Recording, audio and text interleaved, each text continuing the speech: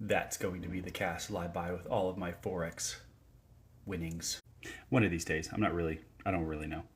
But I did have a buddy of mine, he was asking about Ripple.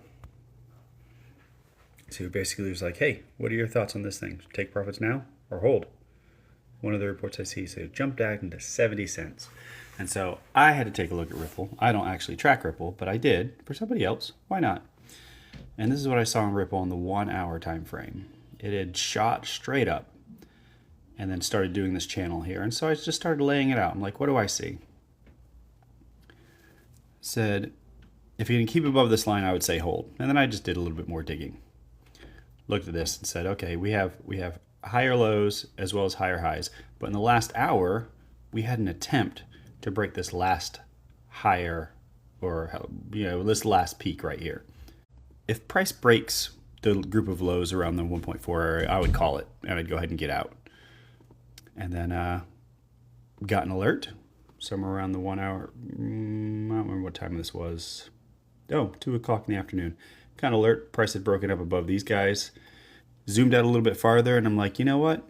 If it's going to go up, I have a feeling it's going to make it all the way up to 1.32, and it's before you might find some sideways movement.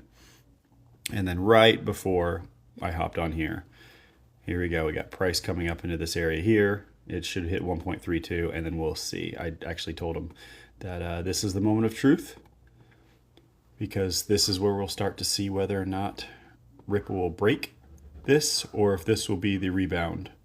We look back at the 1 week area, and you have the highs over here from, I don't know when that actually was, 2021.